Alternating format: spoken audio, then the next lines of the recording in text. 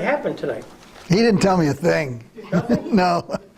No, I only know from what you said that you were going to ask me a few questions.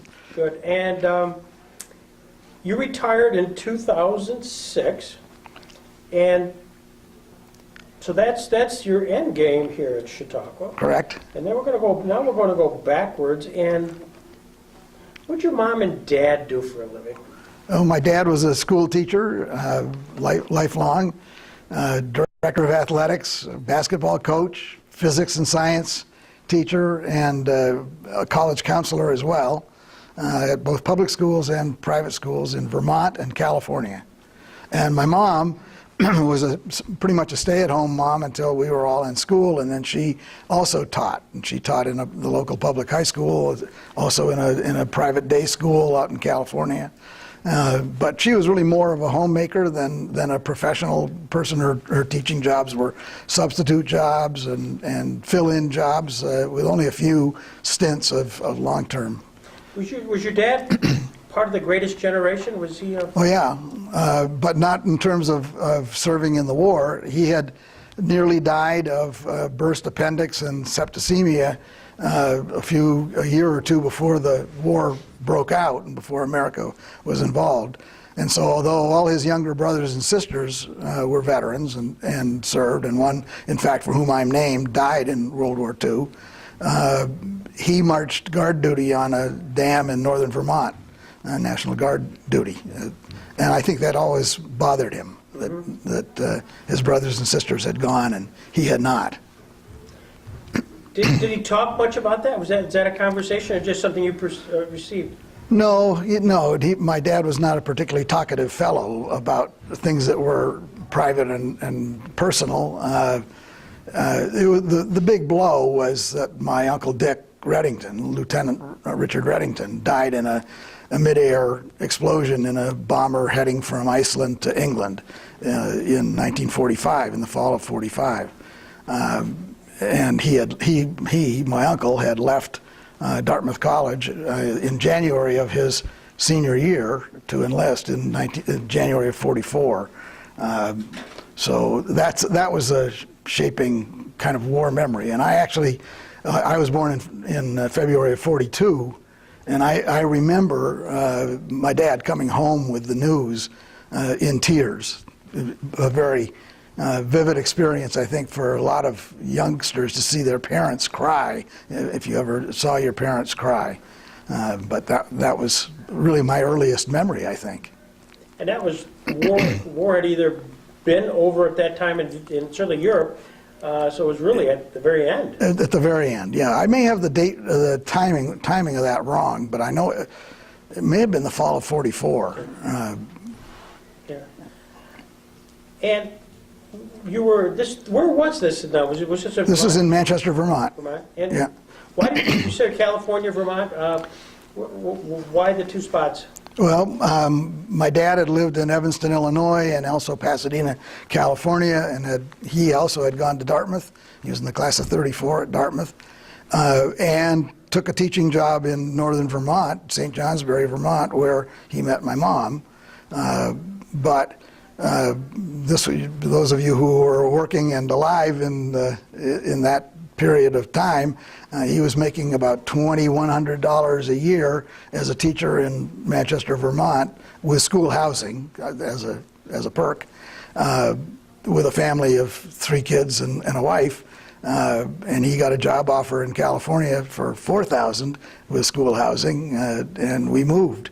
My mother was a lifelong Vermonter. Had gone to Simmons College for a couple of years until the family money ran out. So she, I think, we never heard this discussed or negotiated, but we came east every other summer while we lived in California. But so at age 9, we moved. For me, we moved from Manchester to the little town of Carpinteria, California, which was a lemon growing town south of Santa Barbara and north of LA, about 98 miles. A great paradise for a youngster to grow up with. On the Pacific Ocean every afternoon, all the time I was growing up. That description really plays very well here in Chautauqua on a December night like this. Yeah. Hope you know you're making it feeling really good at this point. Well, it was raining out there this week, so. So how long was that time period? For me, it was age 9, 4th grade, through the years that I was in college, and kept coming home. That was home until I graduated and took a job in Wyoming. So. Dartmouth, were your legacy? Is that why you? Yeah, we were a long legacy. My great-grandfather graduated in 1861, was a paymaster in the Union Army in the Civil War, and my grandfather and his 2 half-brothers graduated in the first decade of the 1900s, and then my dad and his 2 brothers were there. My Uncle Dick didn't graduate, but my Uncle Ted and Dad both graduated, and my older brother was a senior when I was a freshman there, so we had a good run. And there actually was a Redington cousin back in the 1830s, I understand, but direct line from 1861. And you're an English major. Yeah. You're going to be a teacher? Well, I started as a classics major, Latin and Greek, and then for a variety of reasons changed my major and thought I wanted to go into law. But by the end of my junior year, I thought to myself about my own self that if I went into law, I'd end up being a flunky in a big firm someplace, and that wasn't really what I thought I would want to do in law. And then I thought I would go to graduate school, but I applied to several places that were either out of my league. In one case, I applied to Wesleyan University, which was the second hardest school in the country to get into for a Master of Arts in Teaching job, second only to Harvard, I think, at that point, and had the sort of naivete or stupidity, call it what you will, that in the interview stage, which I had gotten to, went down there, they asked me what I wanted to do, and I said I wanted to teach in a private school. Well, this was probably the winter of '64, because I graduated in '64, and that wasn't a very politically correct answer to give in the Great Society days. I think if I had answered that differently, I might have had a better chance. But in any case, so then I turned my attention to a master's in English, but the University of California at Santa Barbara was full by the time I applied.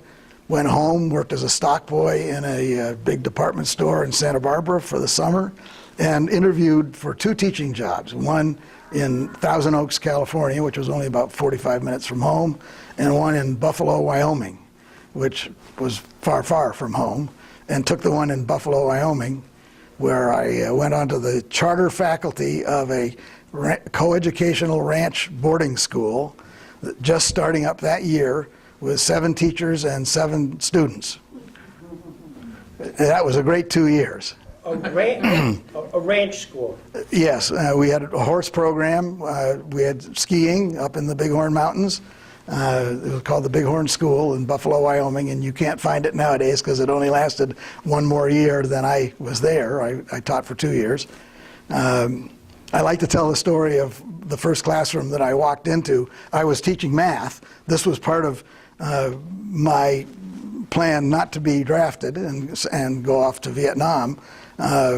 You could get a teaching deferment, and I was wanting to be a teacher anyway, but I thought I could teach English or Latin or math, and I took this job teaching math, conventional, old-fashioned, traditional math, and I walked into my first geometry classroom, and I looked like I was about 16 years old, and I was 22. And my classroom had 2 17-year-old ranch girls and the president of Yale University's son, Kingman Brewster III, sitting in it.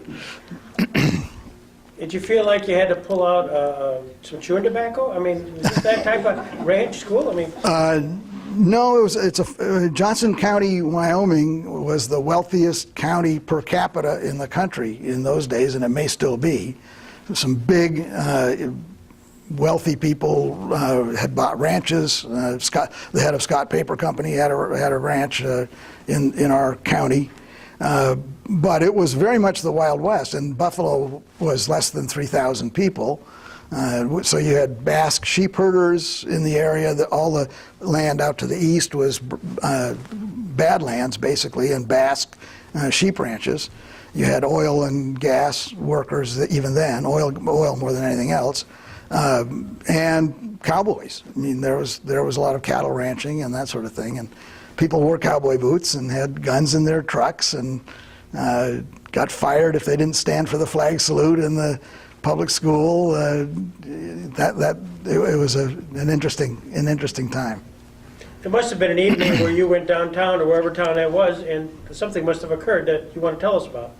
Well, sure. I mean, our first year we were downtown. We rented a motel and an adjoining house, and the house was the school, and the girls' dorm was the motel with the headmaster's family, and I was one of the two dorm daddies for the boys in this upper stories of this house, and the bottom stories were classrooms. Well, we were just across the Clear Creek Bridge, which was featured in Ripley's Believe It or Not for being the only bridge in the country on which you could make a U-turn, to the 21 Club, which was a bar, and you could eat there too, where the bartender was a guy named Buck Lawrence, who had been a navigator in a bomber in Korea. And I would go down there and have a beer after work if it was my night off, leaving the other guy in charge, and play chess with Buck Lawrence. But my favorite night in that bar was when the Basque sheep shearing crews came through, as they start out down in Arizona and New Mexico and work their way up the Rockies. And there was an old Basque guy who was sort of in charge of the crew, wearing overalls and a railroad engineer's cap, and his name was Eli, and he sat in the back of the bar, and he dealt poker. And there was a poker game, and I had played some poker in college, and I rather fancied myself as a poker player. And Eli would say, "Come on, boys, take old Eli's money." And so I joined the game and sat in the back and played several hands, and I don't remember whether I won or lost, but at one point, old Eli dropped a card. And I don't think anybody else had seen it, but I did. And he picked it up and put it in his sleeve. And it was an ace. And so I sort of cashed out and left. But that was a sort of sample of what was going on in the town. And the 21 Club was the place that I would go down and have a beer on a night off. Sang in the choir in the First Congregational Church. Because I thought that was a good way to meet people, and it was, and got to know some local teachers, and it was quite fun. Well, it's a good thing you cashed out of that instance, or he would have cashed you out. Yeah, I think he would have. Okay. Then where?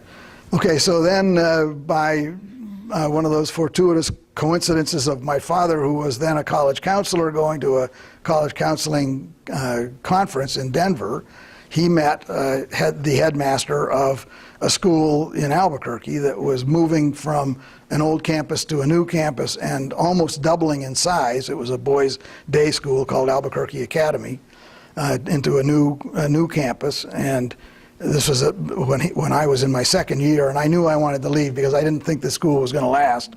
The headmaster was not very businesslike and wasn't raising money. So anyway, my dad said to Brad Harper, that he had a son who might be willing to make a move, and Brad got in touch with me, and so I moved down to Albuquerque with a U-Haul trailer behind my car. A little story about the U-Haul trailers. When I drove out to Wyoming for my second year of teaching, this is just to make you feel better about the weather here. Labor Day weekend, I parked my car, and we were then out on an actual ranch. Came out the next morning on Labor Day weekend and had about 6 inches of snow on the top of my car. When I was getting ready to leave to go down to Albuquerque, I got an open-sided U-Haul trailer. I don't think they even rent them anymore. They're stake-sided, and packed up all my books and all my belongings, and fortunately covered them with a tarp. Went to bed. Came out June 6th or something like that. 6 inches of snow on the top of my car and the trailer. So anyway, I went down to Albuquerque and I joined a fabulous, lucky experience of a school that had attracted teachers from all over the country because they had good money, and it was a new experience, a very exciting experience, and I was there for 14 years. And I always said about Brett Harper that he raised me from a pup, because I really did not have any valid teaching experience. They put me in a fifth and sixth grade math and English classes, teaching now the SMSG math, which is the modern math, which is, I guess, sort of the equivalent of what's going on now with the core curriculum math, where parents were hopeless. They couldn't possibly answer the questions. It was very conceptual. You were trying to teach kids philosophy of mathematics as well as processes. So anyway, that's where I started, and I ended up teaching upper school English, which is what I really was suited for later in my career there. So, just as a sidebar, you had a degree in Latin. You taught Latin. No degrees. I had a lot of Latin in high school and a little Greek in high school, and so I had many courses that I was able to place out of at Dartmouth, and by the end of my sophomore year, I was 4 courses away from having the major requirements fulfilled. And really never did anything more with those except read for my own pleasure, as long as I could do it, and I'm not great at those now, but my English was what I really was trained to do. As Latin is, it's seldom taught. I don't hear many people read about it. Is that a bygone subject matter? I don't think so. I think it's harder to find, but I think there are schools where they've still got big programs, and it would be typical of a bigger city school, I think, or a wealthy suburban school that has a lot of students to have that alternative. I thought it was so valuable, and I so much enjoyed teaching it, by the way, that I offered it as an elective first year Latin to seniors and juniors at our school in Albuquerque, and generally had 5 or 6 kids who would sign up to take it, and they'd be interesting kids. You might guess who would choose to do that with an elective in their senior year. But I liked about Latin. I liked the fact that it was all about words and derivations and grammar and language, but it was also precise and like mathematics, so that it brought together, to me, it sort of brought together 2 sides of my own interest. You should have gone into law. And so those are 2 wonderful requirements for law. 66, 1980, Vietnam War, a lot of things going on, certainly college campuses. Did that visit on Albuquerque Academy? I would say more on the side of the social upheavals of the young than on actual either protest against the war or support of the war. The Southwest is a fairly conservative place, and I wasn't so aware of protest, although there was some. But I was very aware of such issues as trying to enforce a school code about how long your hair could be in a boys' school. I had a junior homeroom in the late 60s where every day I had to start by being unpleasant or having an unpleasant exchange with some boy who's if I was going to apply the school rules, and it was always my point of view that if you were going to have rules, you should try to apply them, and if you weren't going to apply them, maybe you should change them or get rid of them. And I argued both sides of that with our faculty and headmasters. But that was a miserable way to start the day, to be checking people on dress codes or haircuts or that sort of thing. It didn't enhance the teaching experience. So somehow you find your way to Chautauqua Institution. What did you know about Chautauqua Institution? Well, early in the Albuquerque days, after I'd been there 1 year, Karen's father came out to be head of the lower school. This was typical of what was happening at that school. He had been the headmaster at Shadyside Academy and a teacher at Andover. And Brett Harper had an opening at the head of the lower school, which was grades 5 through 8 in those days. And hired Shorty who was out of a job at that point, had been out for a year, to come out and head the lower school.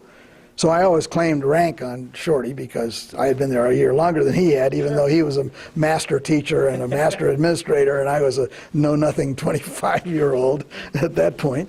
But in any case, at one point I did see a picture of his family on his desk when I was waiting for him to come in from someplace for a meeting he and I had, and thought that that was quite a pretty girl in his family, and she was a junior at DePaul University in Greencastle, Indiana, and came out for, I think it was first a Thanksgiving vacation, where I first met her. I had been playing bridge with Shorty and Julie, and golf with Shorty, also, he was a great golfer.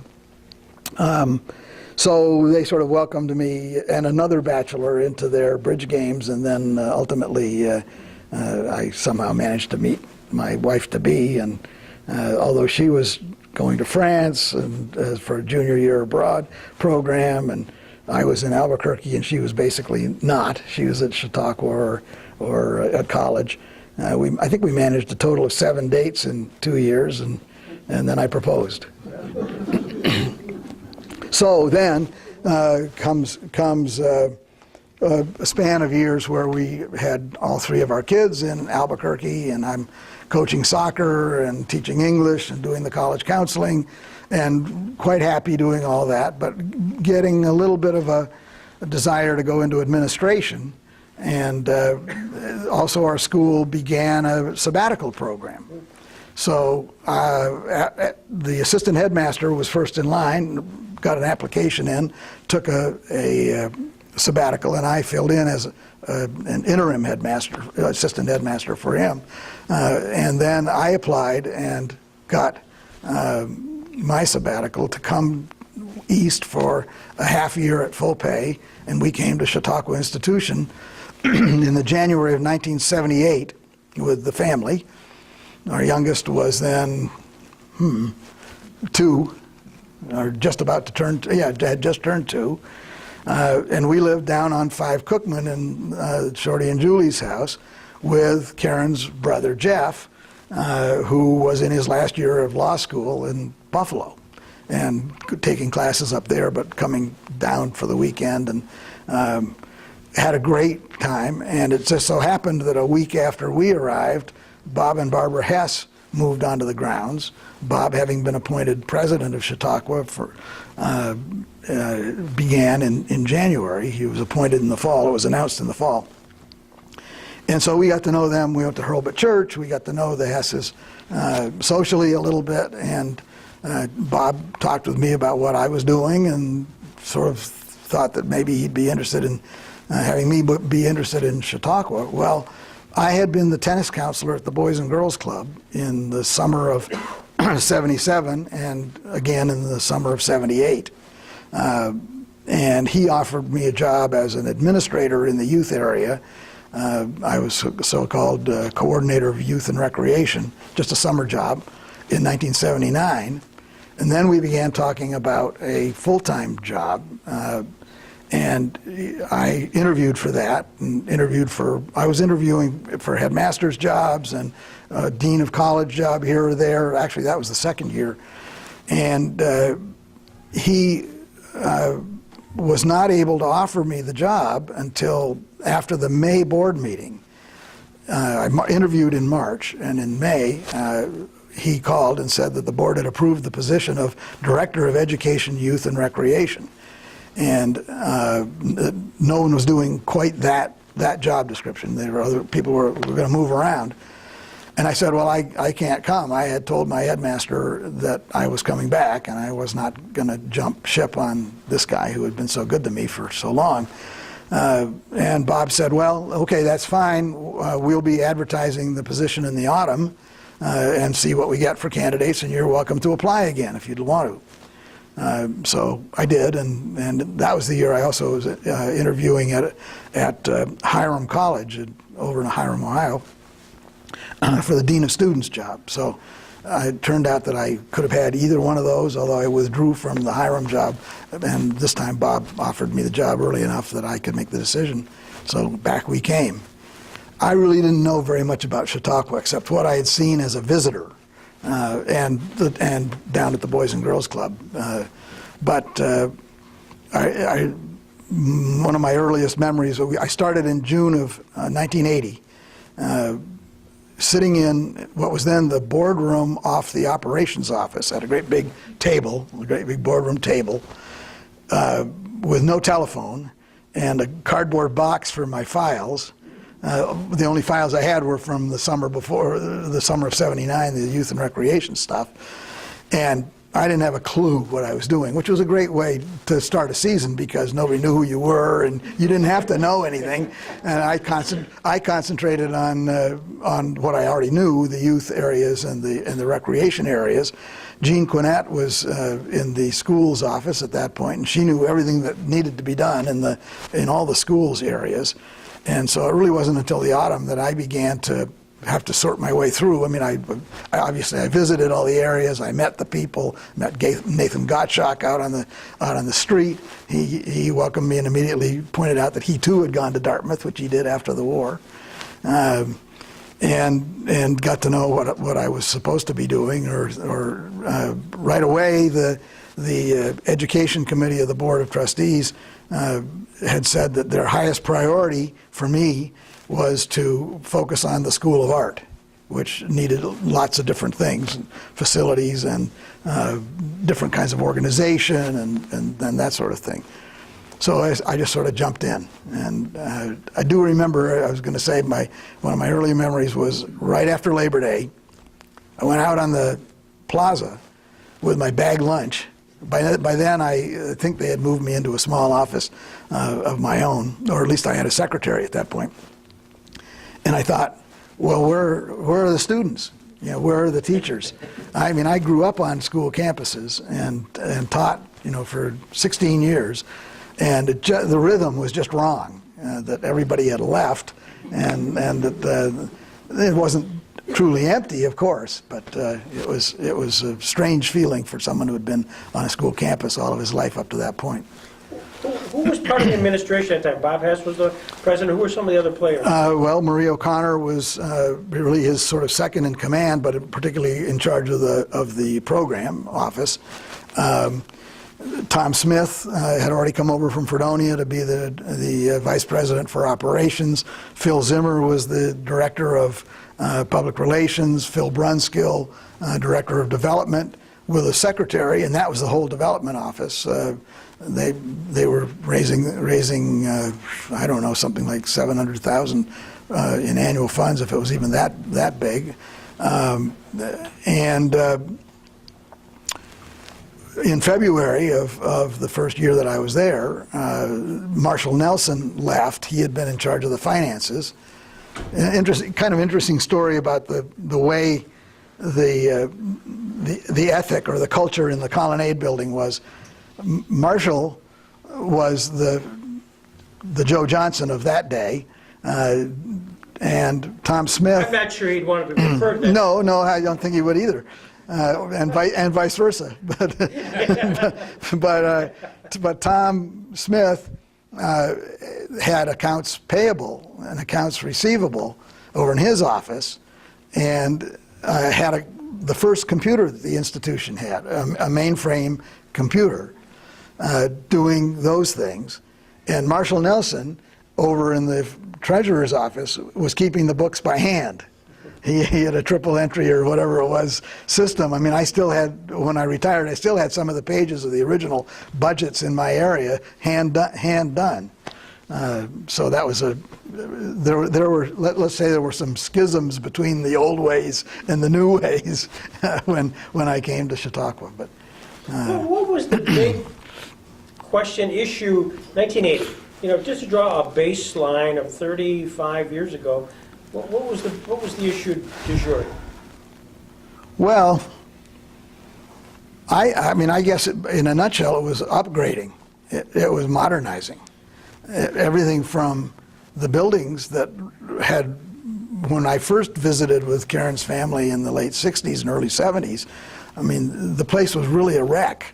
The institution buildings were a wreck, and the private buildings were a wreck. It had begun to come up, And right at the time I came, of course, was the Gebbe Challenge, the first Gebbe Challenge that required that the institution get out of debt and match. I don't remember if it was a 1-to-1 match or if it was a 2-to-1 or 3-to-1 match their $2 million gift to begin to address deferred maintenance and a lot of the other things. But Bob Hess was a change agent. Anybody who was here in that period knows that. I suppose that the board and the search committee wanted a change agent. He came in from a college presidency, and he was not a patient change agent, and so there were a lot of political fights, community fights, and political fights about new ways of doing things. Right at the heart of that, I would say, is that, and I don't know the exact timing of it, the Board of Trustees, either right after I got here or just before I got here, had gone from serving in perpetuity to having term limits. Well, a perpetually serving board at Chautauqua Institution with a relatively weak administration in the older days, the board knew way more about running the place than the staff did, especially if you were new staff. And board members tended to know all of the summer department heads, and the summer department heads were sure to get as many contacts with board members and donors as they could. And so when Bob Hess really set the standard of beginning to have central control, it challenged a lot of people's ways that they understood Chautauqua. From faculty that I was dealing with who had been here for 25 years and knew the major donors, to just anybody who was visiting for any period of time. And it ruffled a lot of feathers. So there was a lot of change in a hurry. And Bob left, as I think you know, in autumn of '83. He had come in '78, so he served 5 years, and left rather suddenly. And at that point, Joe Johnson and I were both elevated to vice presidencies. Tom Smith was the only vice president under Bob Hess, and sort of charged with running the place for a year while the search committee found the next president, as a troika, with Joe having ultimate authority since he had the purse strings. But that worked great, and you know Dan Bratton, and I think everybody in this room, or almost everybody in this room, knew Dan Bratton, and he came in and he was a process guy. He likened the senior staff to a basketball team, where we were all team players and we passed the ball around. It was not going to be an individual sport. And to be honest, and I've said this to many people in the past, so it's not a secret or anything like that. The first year of Dan's president, I would go home to Karen and say, "This man is never going to make a decision." And I was used to Bob Hess. If you walked down the hall with a good idea, it was sold. I mean, if he was sold on it, and he could sell the chair of his board or any key board member that he thought was going to be interested in it, you could start a program, you could change a faculty member, you could do what seemed reasonable to him.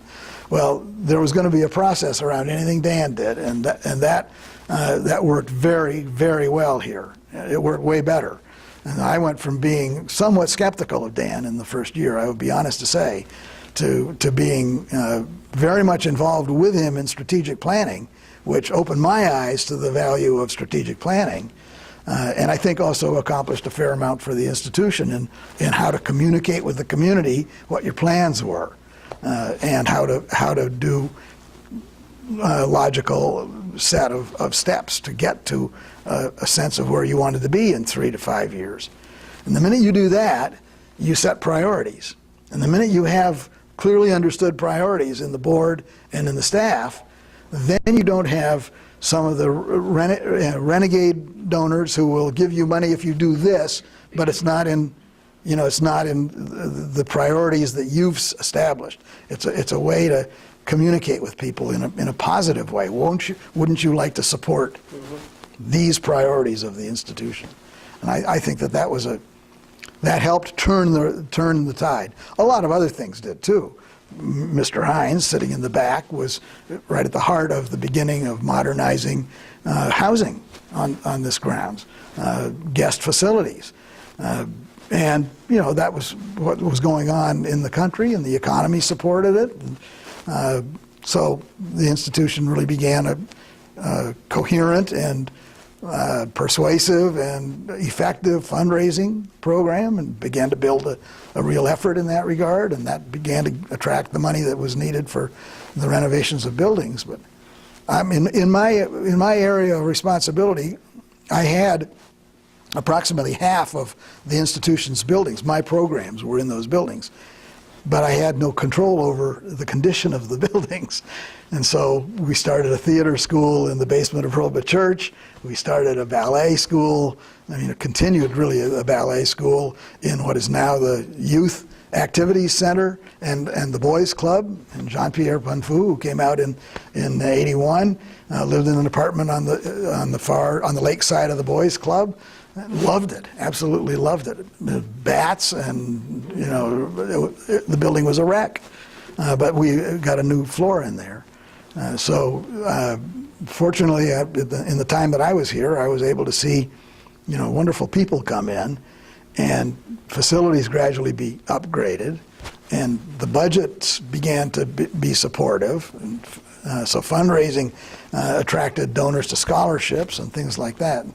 It's really no secret how you improve things, though it takes a long time. You have to lift in pieces in a community like this. My mantra always to faculty was that it takes 10 years to build a reputation for quality in a school, a national reputation. You can lose it overnight with any wrong thing that goes wrong.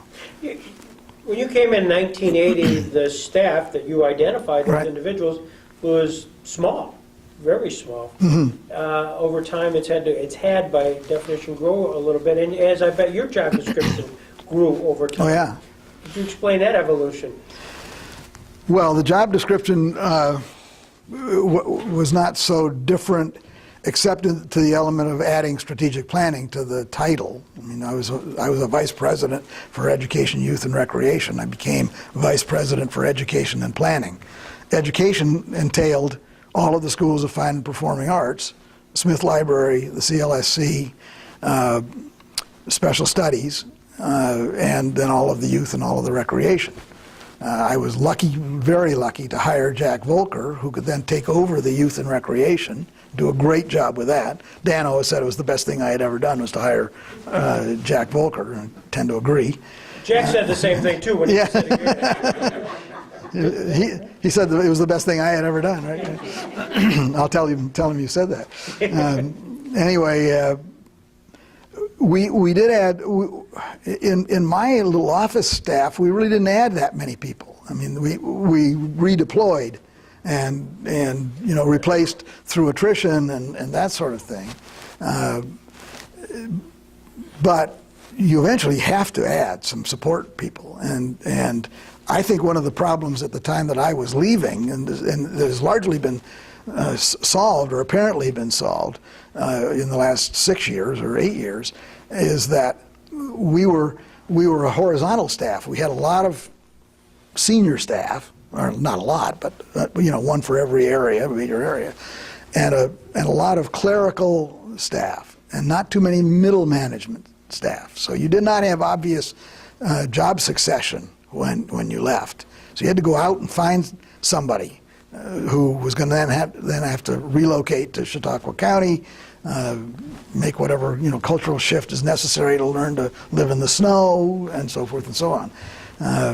But what I see in the staff today, as little as I'm not in the colonnade much, but I talk with folks who are still working all the time, is that there are some very good young administrators in many areas now, such that they can move up in the department, and that's a key element, I think. You had so many programming, CLSC. and you had to select books, you had to do all that stuff. Right, and then archives too, of course. How could I forget? Yeah. How did you prioritize your time? It seems like just during a season, any season, but certainly during your time, it seemed like a lot had to come very quickly. In the season, it's easy because you have summer heads and you have to let them go. You have to be there for them, and troubleshoot for them. So, Michael Kahn, theater school down in Hurlbut Church, would come into my office, which was roughly the size of the width of this room, and sort of plump down in a chair. And I don't know how, anybody in this room remember Michael? Some of you do. Gifted, maybe the most talented person that I've worked with here. Director of the Folger Shakespeare Theater in those days. He has the Shakespeare Theater in Washington now, and head of drama at Juilliard. And he'd come in and sit down and say, "I think I'm having a heart attack." And it would be because they were upstairs fixing lunch in Hurlbut while he was trying to teach a movement class or have a movement class go on. It was the facilities. But yeah, the skill would be to find capable people who were also good people. That was my main hope, was in the department heads, to find someone that maybe I wanted to be around because they were neat people, they were nice people, but they were top level skills, but good with young people. That was across all my areas. That was what I was looking for. I made mistakes. I had to move people out after having moved them in, but not many. So anyway, if you have that kind of staff, then you trust them, and you say, "You go do it." They were too busy. I mean, if they came to my office, if a student was in my office or a department head was in my office, it was because there was some kind of a problem. I was the court of last appeals for the dormitories. Again, I mean, if the student was in my office, the next move would be to the Buffalo airport or home on a bus or whatever. But I had good dorm staff, and I had good program staff, and I had to try to negotiate what was right for that kid who might be doing well in the program but badly in the dorm, or vice versa, or doing badly everywhere but needed to get his act together. So that was where my background as a teacher in schools came in. And I've always liked being around young people. So that was the joy of the job, is to see young people perform and grow, and come back another summer and all that sort of thing. You plan all off-season with, again, getting books, getting the authors in here, working on the programs, getting those folks in here. And it doesn't always go as planned. No, that's for sure. Give me your best story or two about those things which just didn't go as planned. Wow. Well, I mean, it's ridiculous. There's so many things that can go wrong. Just imagine welcoming 300 students, ages 11 to 32, let's say, into a dormitory complex all together, eating in the same eating facility, coming from, in a typical summer, 35 to 40 states of the Union and 5 or 6 foreign countries. And on the night that they're all supposed to arrive, you get phone calls from students who arrived from Europe. They're in New York City. How do I get there? It's in New York, so they figure they're there. What taxi do I take to get to Chautauqua County? Or just the growing pains that every one of you have run into of the start of the season. You come to the gate, and people at the gate don't know what they're doing. That's not so common anymore, I must say. I had very fine experiences at the gate this summer, but it isn't always the case. And so you're welcoming high school level students from all over Ohio, Pennsylvania, and New York. Their parents are driving them here. And they get to the gate, and they're denied entrance because they don't have a gate ticket until they've registered down at Kellogg Hall. No matter how many memos you send in advance, you get the one person who didn't get the word that they're to be sent through to Kellogg Hall, or nowadays to Bellinger Hall, and register. So those were the kinds of things that I was dealing with there. Only rarely, a faculty member who couldn't get across the border from Canada into the United States as things got tighter and tighter, couldn't get the right visa. Those would be the big upsetting first things, or really a building that wasn't quite ready or equipment that hadn't arrived, that sort of thing. When I moved over in the last 3 years to doing the lecture platform, however, and gave up the schools of fine and performing arts, and Marty Merkley took that over, which made a lot of sense.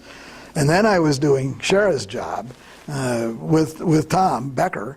Then the problem was the speaker who couldn't come at the last minute, and somebody, lightning storm in Philadelphia grounds a plane the night before he's supposed to come up, and so I actually think that the teamwork of with Joan Brown Campbell in those days and Tom and I had a pretty good idea when we didn't know it was going to be this good though when the afternoon Hall of Philosophy program began sometimes to overlap with or pick up on the theme of the morning lectures, because now you had a population that was on the grounds, and the religion department tended to have people here for longer stays. And if someone canceled out of a morning lecture, you could turn to one of those afternoon speakers for a panel or a lecture. So those were, the big one that I remember and so interesting because to me today is that we were doing a week on the Middle East. I don't remember if it was more tightly focused than that. And we had an acceptance from the then representative from Iran to the United Nations, who is the prime minister now, Javad Zarif. Is that how? Foreign minister now. And he called us a few days before he was set to come and said that the State Department would not let him travel out of the 5-mile perimeter or 50-mile perimeter of New York City. It was the summer that a Canadian English teacher had died in Iran, and our State Department was very upset about their handling of that. So I was on the phone actually to the desk of the State Department that handled that, and they tried, actually state tried, but Defense and some other places got it turned down, and he couldn't come, so we had to do something else. But that was, I mean, it's this for Marty. It's the performer who takes ill and cancels a show at the last minute. That's when you're dealing with the main stages, you have a different kind of problem than if you're dealing with the dance studio. Were you involved in the Russian citizen exchange? I wasn't. I was involved in the sense that I was on the senior staff. We talked about it, planned, and we batted ideas around, and was in the home team when they came this way.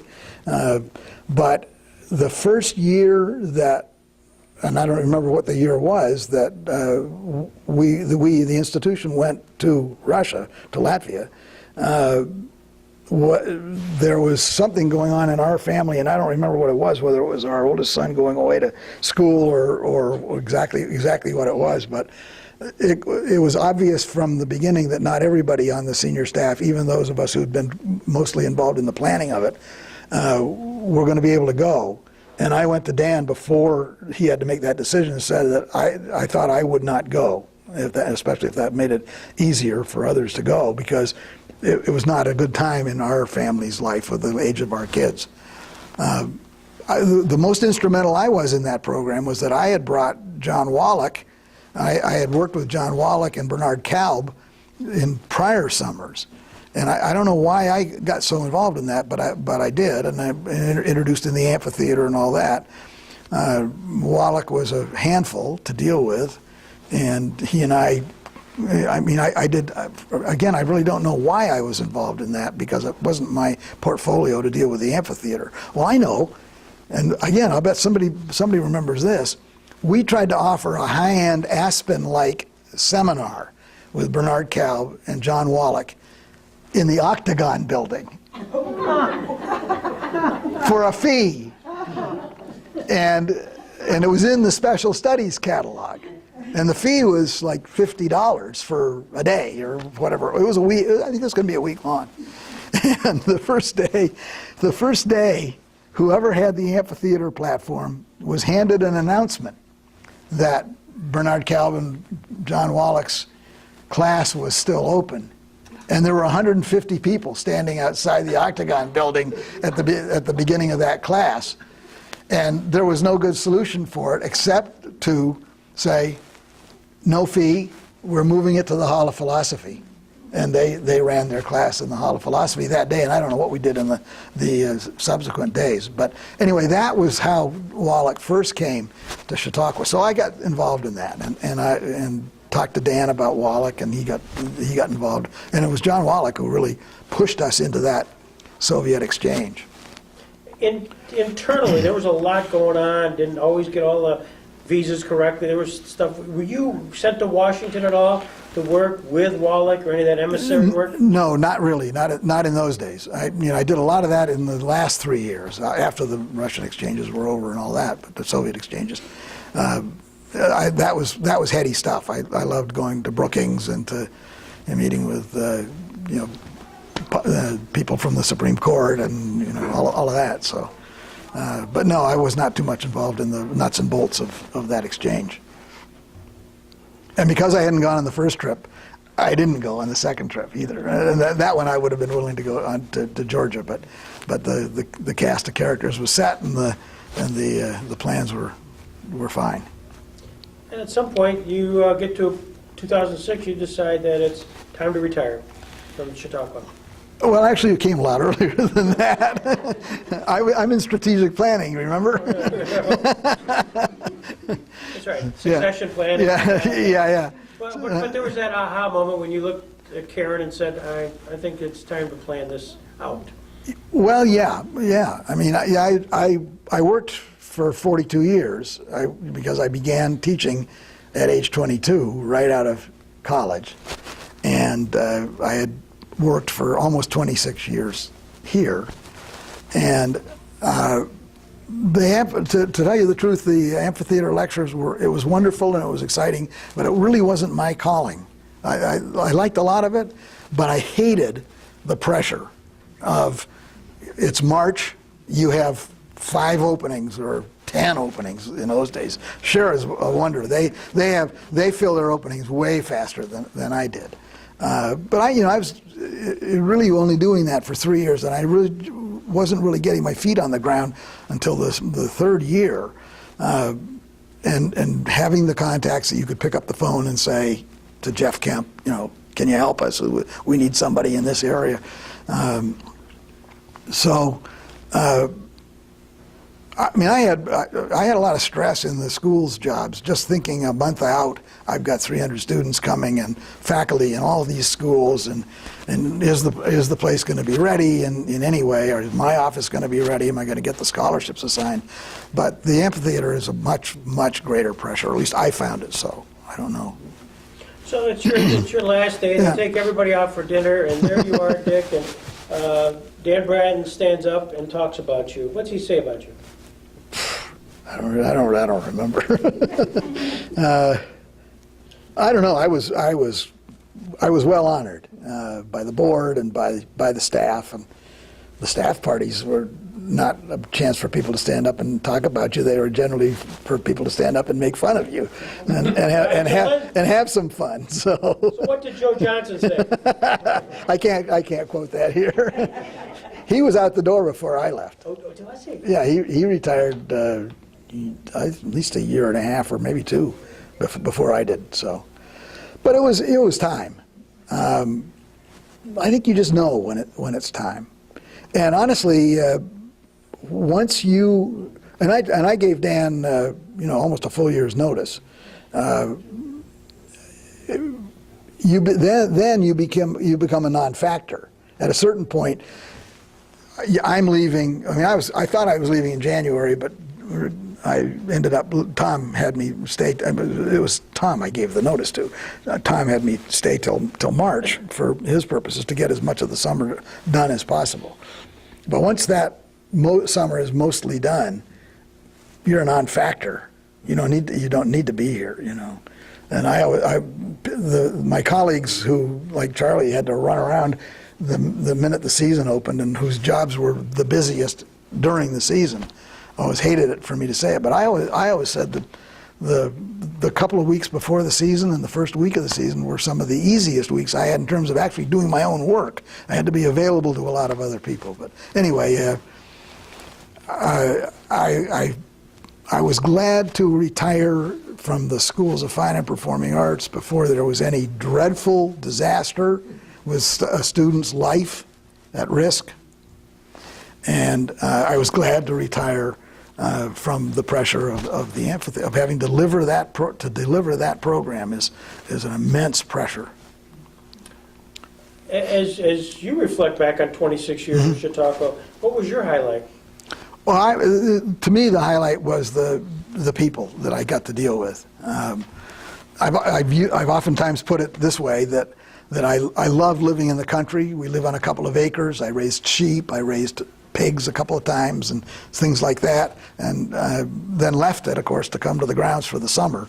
But I loved living in the country. But I got to travel to New York and Washington and Boston and Philadelphia and meet with people at the very top of their field, especially in the fine and performing arts, but also in the lecture platform and authors, and that kept my juices flowing. That interaction with the Marlenas and the Jean Pierres and the Don Kimes and Michael Kahn and all of those people.